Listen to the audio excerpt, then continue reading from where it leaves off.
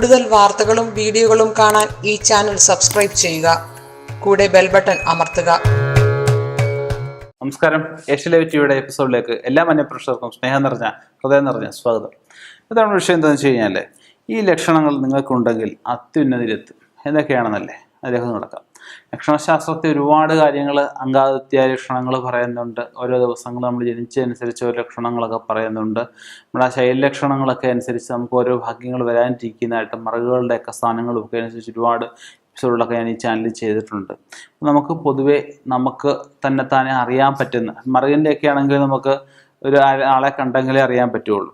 അപ്പോൾ നമുക്ക് ഇതല്ലാതെ കണ്ടിട്ട് നമുക്ക് തന്നെത്താനെ നമ്മളെ ഒന്ന് വിലയിരുത്താൻ പറ്റുന്ന, അല്ലെങ്കിൽ നമുക്ക് അറിയാവുന്ന ഒന്ന് രണ്ട് പേരെ വിലയിരുത്താൻ പറ്റുന്ന ലക്ഷണങ്ങളാണ് ഇവിടെ പറയാൻ പോകുന്നത്.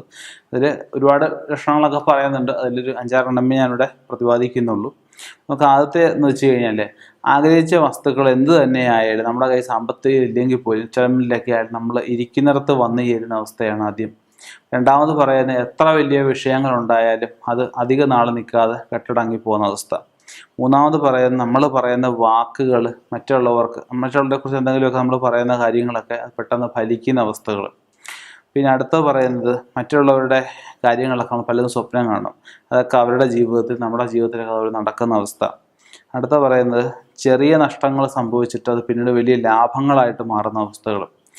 നാം വേണ്ടാന്ന് വെച്ചവർ, നമ്മളെ ഉപേക്ഷിച്ചവർ ഒക്കെ നമുക്ക് പിന്നീട് ഉപകാരിയായിട്ട് വരുന്ന അവസ്ഥകൾ. പിന്നെ എപ്പോഴും നമ്മൾ ഈശ്വരീയമായ ഭജനം തോന്നുക, എപ്പോഴും നാമം ജപിക്കണം തോന്നുക, ക്ഷേത്രത്തിൽ ചെല്ലും ഭഗവാൻ നമ്മളിലേക്ക് ഇറങ്ങി വരുന്നതായിട്ട് തോന്നുക.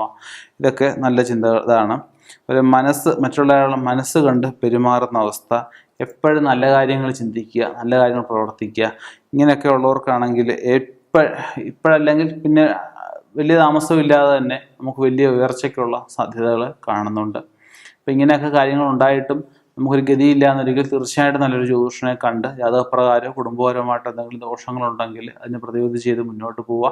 തീർച്ചയായിട്ടും മുന്നോട്ട് പോകാൻ പറ്റും. യാതൊന്നും കൊണ്ടും വിഷമിക്കേണ്ട ആവശ്യമില്ല. ഇനിയും ഇതുപോലെയുള്ള വ്യത്യസ്തമായ വിഷയങ്ങളുമായി കണ്ടുമുട്ടാം. നിർത്തുന്നു. നന്ദി, നമസ്കാരം.